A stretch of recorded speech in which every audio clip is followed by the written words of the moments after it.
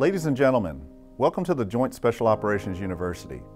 I'm Dr. Ike Wilson III, President of the Joint Special Operations University, or JSOU.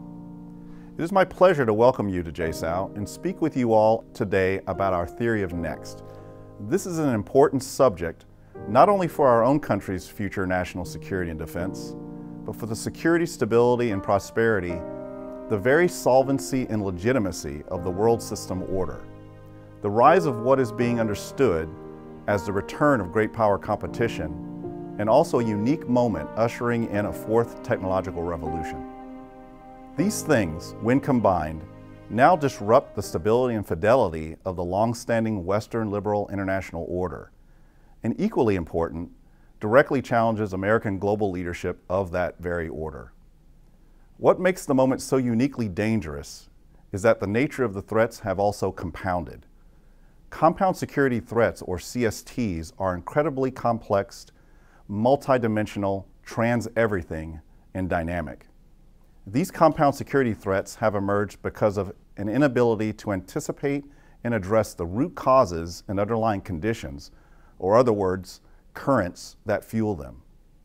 Compound threats are hard, if not impossible, to contain, and this is especially true when speaking in terms of traditional approaches to contain them. They are transnational and transregional, with the potential for metastasizing into big compound contagion wars and potential for big global-wide disruptions. Compound threats demand nothing less than compound solutions to achieve lasting and durable compound wins. And unfortunately, this environment also results in a growing tendency for coalition member states to drift towards what we call self-help solutions to their own individual security dilemmas. Doing so worsens our collective ability to see and approach what are essentially collective security problems. Limited vantage points prevent the ability to address them in collective ways. Not working together makes norming coalitions for collective security and defense all the more difficult. In the continued absence of an overall overarching governing grand strategy, the risk remains that tactical, discrete, sequential approaches to problems could actually worsen this new compound security dilemma and lead to an unintended wider conflict.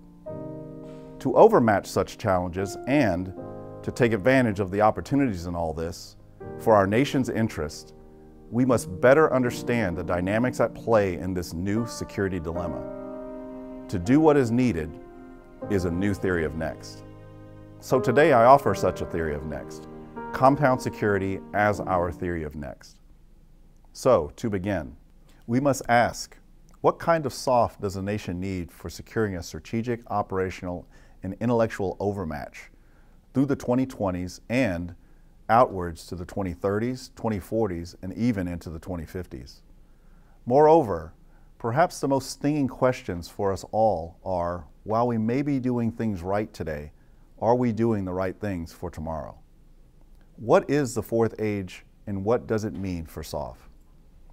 The Special Operations Forces, like the nation it serves, is at the threshold crossing of a next era, a new and what we at Joint Special Operations University, or JSOU, USSOCOM's Center for Soft Thinking, what we understand to be a fourth age. In fact, we may have been well beyond this crossing for many years, but are just now in a position to unpack what it means. This new fourth age is one of many compound security threats and a character of global geopolitical competition, one that is governed by a new and transformative compound security dilemma.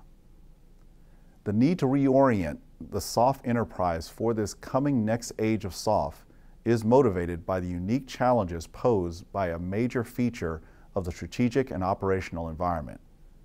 That being a change in global geopolitical competition, a new compound security dilemma. This demands a new theory of next. Theory is important because it helps us understand, explain, and prepare. We must first gain an appreciation of the major disruptive change that has occurred in the global security environment, as this is one of the most complex and dangerous periods in our nation's history. What makes it so uniquely dangerous is the nature of the threats, which have all compounded, largely due to the inability to address the root causes and underlying conditions or currents that fuel compound security threats. These threats are incredibly complex and multidimensional. They are trans-everything and temporally dynamic. A global pandemic threat perfectly examples this cascading effect. A boundary-shattering contagion of biological virus threats that exploits the seams between what we have perhaps over-designed as separate and even separable domains of human security affairs from physical national security matters. This compounding in ways that stress and break public administration systems, slamming countervailing people groups and colliding civilizations and clashing cultures in ways that cause societal contracts that stabilize the relationships between the governed and the governors to lose their fidelity, their reliability, and their responsiveness, all this leading to potential breaking of even full nations. Such natural contagions, part of the compound security effect, present opportunity for synthetic, man-made, and malintended disruptions. CSD preambles both Putin's Russia and Xi's China disruptors playbooks. This change reflects a major and ongoing shift from a balance of power environment of geopolitical competition to one of greater instability and unpredictability. In essence, this is a return to pre-World War I geomercantilism that was rife with beggar thy neighbor competitive behaviors that encouraged go it alone and do it your own way attitudes and approaches to solving security dilemmas within one's own individually perceived spheres of influence.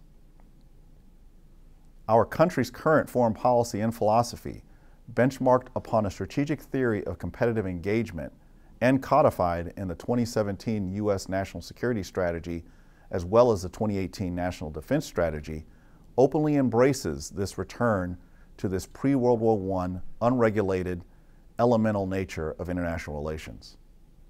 These new compound threats are difficult, if not impossible, to contain by traditional means. They are transnational and transregional with the potential for metastasizing into big compound contagion wars and the potential for systems-altering, global-wide disruptions. The greater Syria conflict is a perfect, tragic example. It is not merely one conflict, in fact, but a 3-in-1 compound war, and with a possible fourth war that transcends geographic, ethno-religious, cultural, and even civilizational boundaries. War I is the Syrian insurgency itself against the Assad regime. A war number 2 is the U.S. international community war against the self-declared Islamic State in the Levant, or ISIL.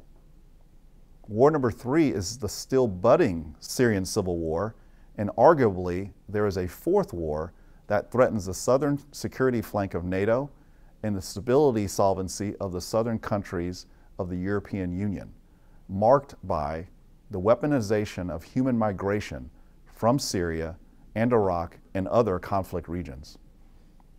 This environment also results in a growing tendency for coalition states to drift toward what veteran U.S. National Security Council and State Department Senior Policy Advisor Dr. Richard Haass calls a return of international relations to a self-help system and style of competition.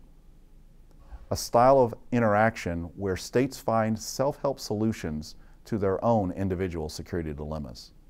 Doing so worsens tendencies to fail to see, think through, and approach collective security problems as such, and to address them in collective ways, which makes forming and norming coalitions of collective security and defense all the more difficult. It does so while also marking the formation and making the formation of such coalitions all the more essential. Compound threats demand nothing less than compound solutions to achieve lasting and durable compound wins. So then the grand risk remains that tactical, discrete, sequential approaches to problems could worsen this new compound security dilemma and lead to an unintended wider conflict. The SOF of the future is going to have to anticipate and adapt to this new environment. The SOF leader of the future is going to have to see, think through, and anticipate emerging collective security problems and develop complex and compound solutions.